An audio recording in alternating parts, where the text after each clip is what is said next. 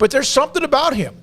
Now, the question is, does Gerry, he's in the transfer portal, does he go somewhere else? Does he find the opportunity there, or does he look up and go, man, I got to go and graduate. I got to get through this. He's graduated, go through the semester, get on a campus in June, learn an entirely new system, even if there's something similar, have to be behind somebody as you join that program and have a chance to play.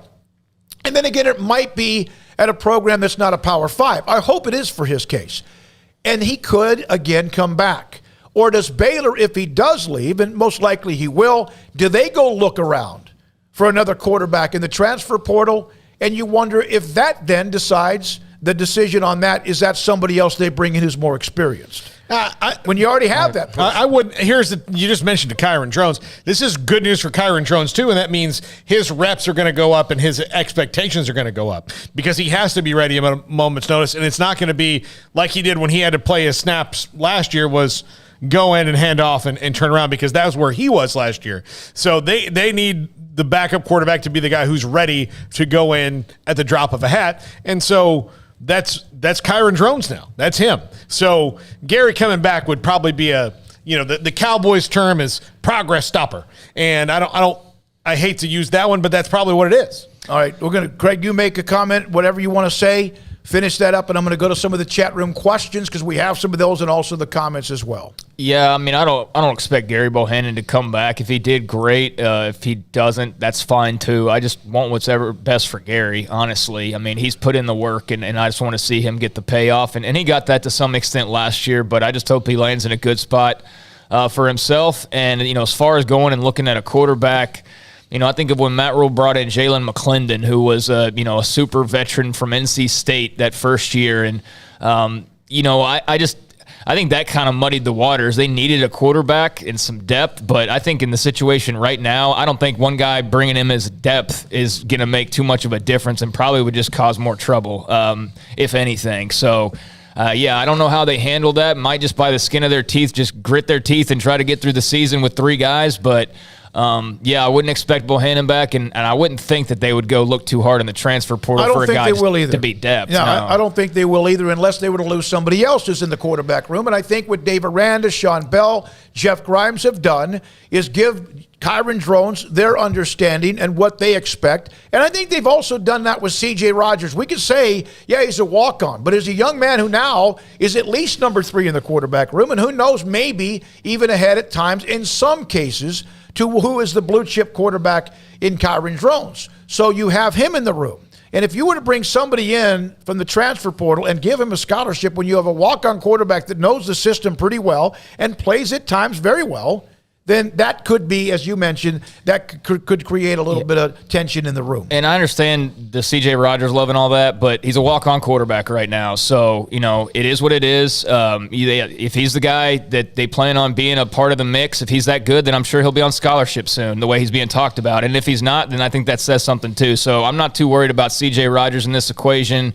I think that if you like him, and you don't have to worry about a quarterback. But if you don't and you need to go get a guy, then I think we'll learn that here pretty soon. But I'd expect him to just stay status quo. I don't see what they could do that's really going to make too much of a difference from what they have right now. I think what they're going to do with C.J. Rogers is let this semester go on, see what he does in the progress he makes in the summer, and then who knows, at some point in August, perhaps he becomes a scholarship quarterback. And if not, again, you might have the answers there as well. With really athletic walk-ons, I think fans a lot of times fall in love with the story. Yeah. Like they want that Chris Doering at Florida, that storybook of walk-on who's the all-time leading receiver. But the reason that I remember that story was because it doesn't happen that often. Yeah, and I understand he's gotten rave reviews and all that. I'm just saying, though, he's a walk-on quarterback. So, I don't want to include him in the same vein as, Blake Shapen or Gerry Bohanon. But I understand. Behind the scenes, there's a lot of good talk about him and all that. But yet he is still a non-scholarship walk-on quarterback to our knowledge.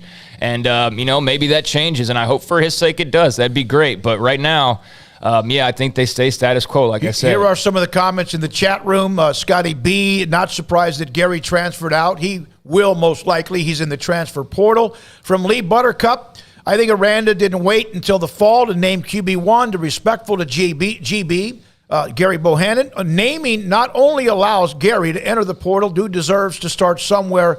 he gave lots to Baylor. That will never be questioned. Also from Chris, good afternoon. From Jennifer Lee Buttercup, I agree. From Chris, mentioned Chris Emmert. We'll get to Emmert. We discussed that quite a bit yesterday. This is about the starting quarterback decision at Baylor. Where are the likely landing spots for Gerry Bohanon? I would be lying if I tried to throw out a school. I don't know. I'm sure there are options for him, and he might have even been looking at them even beforehand, as maybe Blake Shapen was, knowing a decision might have to be made. And the thing that kind of throws a wrench in this is a lot of times if you – Quinn Ewers, you knew it was Ohio State or Texas. So, like, when he went in the portal, you knew that it was just 2 years ago he committed. It's probably going to be Texas or any other schools that he did. Well, it's been 5 years, really, since Gerry was recruited. Mm-hmm. And a lot of those assistant coaches that may have recruited him that he liked that aren't at Baylor, that weren't at Baylor, are probably somewhere else now. What's the system? You know, the timeline, all this stuff. So it complicates it. So, yeah, I don't think we can pretend to know right now. It'll probably kind of come out of the blue. And who knows who's already contacted him, and who knows who may have contacted him even knowing the decision was coming up prior to the decision being made in public. Yeah, and I also don't know that he's the most attractive player in the portal just because he's not a, like, how do I phrase this? I mean, yeah, the leadership characteristics and all that, I'm sure people would love to add that to their program, and that's something that Baylor's going to miss. But, like, as a player, you know, he might be a name that now is in the portal and people go, ooh.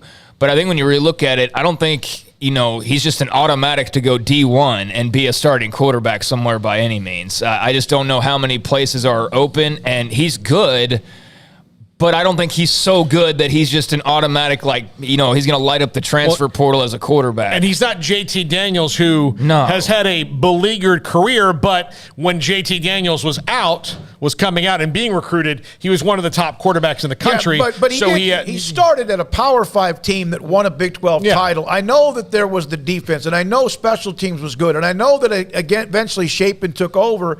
But he did, you know, he took 275 throws last year, and he's been around. So I know his value is not JT Daniels. I understand it's not the kid from Incarnate Word. There are certain things that players have, skill sets that they have, but I do think that there will be options for him. Whether they're in the Power 5, I don't know. Perhaps it's not. Maybe it's a group of 5 schools. My point is not that he's not going to have options. My point is he's not going to go to a big school and be the starting quarterback. Because not just because most people already have their starting quarterbacks. I just think his style of game. Let's not forget, he was not recruited by most people as a quarterback. Most of the bigger schools wanted him as a tight end or a linebacker or things like that. And Matt Rule was the one that wanted to give Gerry a chance at quarterback. If it wasn't for Matt Rule, I don't know that Gerry would have played quarterback the last couple years. I think he would have been on some other roster playing defense or something. So, you know, that's where I'm coming from, is that he's not like the picture-perfect quarterback prospect. So, you know, it will be curious to see how much interest there is out there. But, yes, there will absolutely be interest in him. From Doug, how